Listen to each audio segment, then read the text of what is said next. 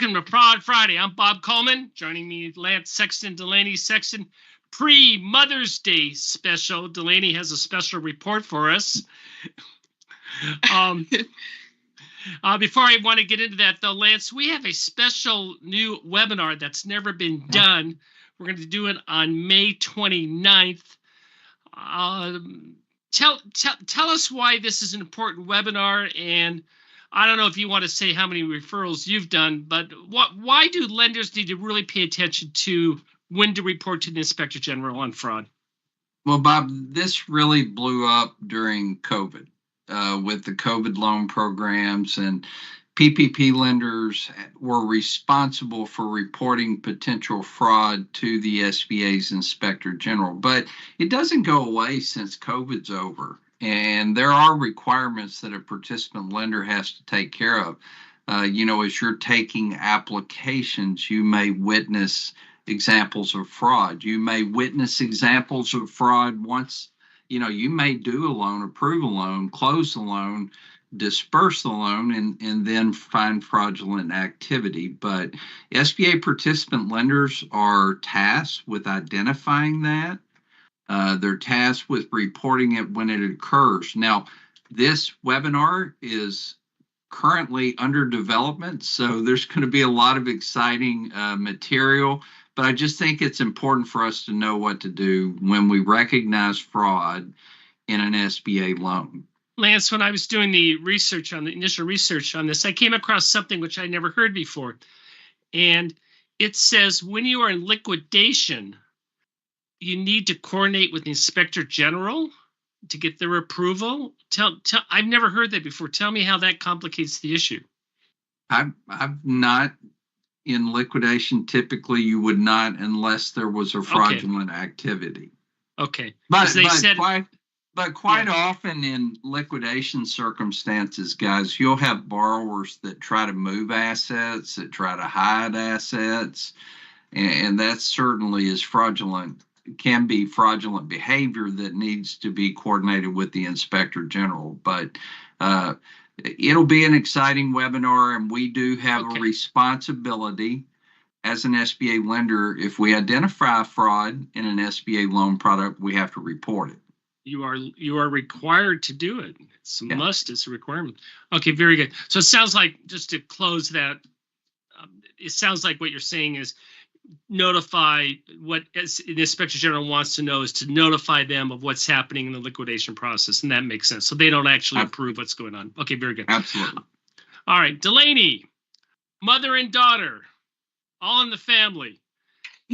First of all, 315, really? Yeah, quite a few. First off, I want to say Happy Mother's Day to all the mothers before I get into this story. Hopefully you don't end up in a similar situation to this one. Well, yeah, please. Mrs. Andrea Ayers and Alicia Ayers were both sentenced to prison. Andrea received about 3.5 years and Alicia received 2 years.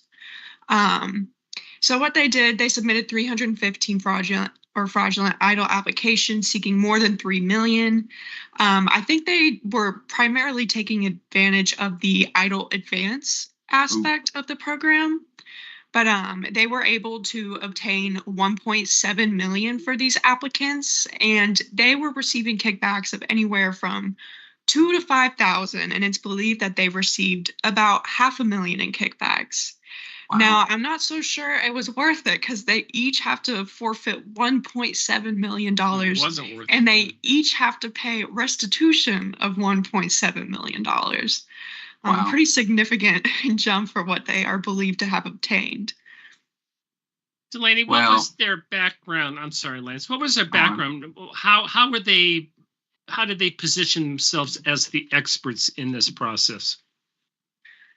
Do you know? That's a great question. They don't really have any information. I'm not sure how they managed to get 300 different people in on this. Well, word of mouth, yeah. Go ahead. Yeah. Well, during COVID, and our COVID loan programs, there were people on YouTube, guys, that were advertising. If you want some quick, free government money, contact me. And they were explaining, how they could get you X number of dollars and walk you through the process. Now, there were a lot of people promoting themselves as the expert in getting the COVID funding. And I'm sure that's what they did as well. Delaney, I assume that's a typo in the front line. They didn't put her in solitary confinement. I'm assuming it's home confinement. Oh boy, this might be some of my criminal justice studies leaking in. I actually talked about solitary confinement 2 weeks ago. You are correct. I think that's a little unusual. Or maybe they're by themselves at home. Who knows? Anyway. Yes, okay. I don't believe Alicia will be serving any solitary confinement for this one. Yeah. Oh, look at that. Thank you, Anna. Anna is on top of it. I'm impressed. A quick Ignore that. Strike that from the record. That was all. Now, our next mother-daughter pair only did 1 day in jail. So how did they differ? So actually, I'm not so sure how Tracy Proctor was involved in this. She was in with Alicia and Andrea Ayers, but she left off with a much different sentence. They sentenced her to, as you said, time served, which was 1 day when they were initially arrested in 2021. But they did say that when the FBI first contacted her, so before they even were making charges or arrests, she had immediately started working with the FBI. She admitted to what they did, telling them the ins and outs of this scheme. It seems like she was helping them collect information on the application or the applicants, and she submitted over 200 applications from her home and office computers. Very good. But she also, again, this is another situation where the staff gets involved, and so she has a record. And she gave up 39 grand, and she's also on the hook for restitution, Lance. I mean, these are big numbers. Well, and the thing that would stand out and cause an investigation in this case, various agencies, they want to know where the application was submitted from. And when there's 300 application or 200 applications coming from the same IP address, that's probably waving a big red flag. Come and look at me.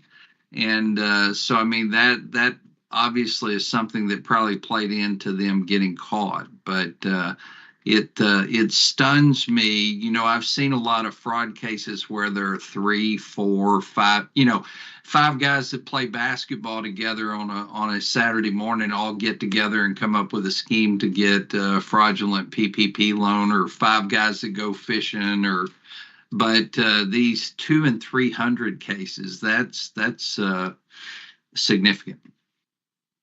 In Chicago, 1.5 years. Yes, 300 seems to be our special number here. 300 loans, yeah.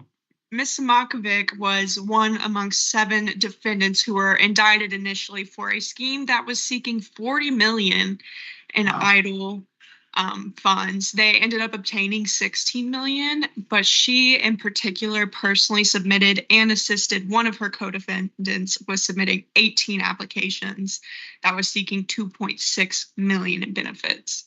This was your pretty standard scheme, making false representations about the companies, the number of employees, and revenue. But some of these sentences were interesting. I mean, she's going to be serving 1.5 years, but she'll be paying a pretty good amount. There was one other individual who was sentenced to 4 years and will pay $7 million in restitution. And then there's a third individual who was sentenced to about 3 years in prison and will be paying $575,000 in restitution. Now, Lance, SBA has modified or changed their procedures. These type of frauds cannot happen again the way that they were constructed. No. Is that a fair statement? I think that's a very accurate statement. SBA now has their compliance, 19-point compliance check that they do. And, these types of fraud would not happen today. I don't think. Now, they're not going to eliminate 100% of fraud. Well, of course not. fraud's always been around, and you know, it's a statement I've made once. If these people spent as much time doing something good that they spent trying to fraudulently get the COVID money, we might have some amazing achievements. But the new SBA compliance check would keep this type of fraud out. Well, and as you were saying in the next one, I don't know what a police officer makes for the state of Maryland, but it's got to be more than 50 grand a year. And a CPA does well. Tee it up. I'm teeing it up for Delaney. What happened in Maryland? Yeah, so Mr. Grigsby and Mr. Kwawagai, they both pled very guilty. good on the pronunciation. Good job, Delaney. Thank you. I'm impressed. Very good. They pled guilty to EIDL and PPP fraud. So he was a patrol officer, but he got Kwawagai to help with creating a business in 2020, July 2020. It was Owen Grigsby Associates, and they were claiming that he was able to obtain a $53,600 loan. This was using false statements with regards to the company, and he actually went in and tried to apply to modify the original EIDL to the amount of $214,500. That was not successful. And then he later went in and applied for 2 rounds of PPP. He ended up obtaining both of them for about $21,000, and he applied at Harvest. Now Lance, Bill, we're not implying Harvest did anything wrong. Well, it's highly likely. Highly likely our friends at Harvest, this application came via an electronic platform. Right. And guys, you can't pinpoint an individual lender in PPP. No, make that very clear. We fraudulent PPP applications, and we all approved some. So, you know, it was difficult to be involved in PPP and not have some of that. And there was no way at the time with what all lenders could deal with. There's no way that Harvest was going to pick this particular one up, especially for that small of an amount. Yeah. Very good. Very good, Delaney. What else you got for us? Anything else, or is that the end of the Mother's Day specials here? That would be the end. Very good. Well, thank you everyone for joining us today for Fraud Friday. I will be out next week. I will be in Memphis if you were there for the secondary market. And on the following Monday, I'll be at the Loan Broker Fair in New York. So Lance and Delaney, you have the head of the ship, the captain of the ship. You have the ship for the next 2 weeks. Thank you very much. Have a great weekend. Have a good one.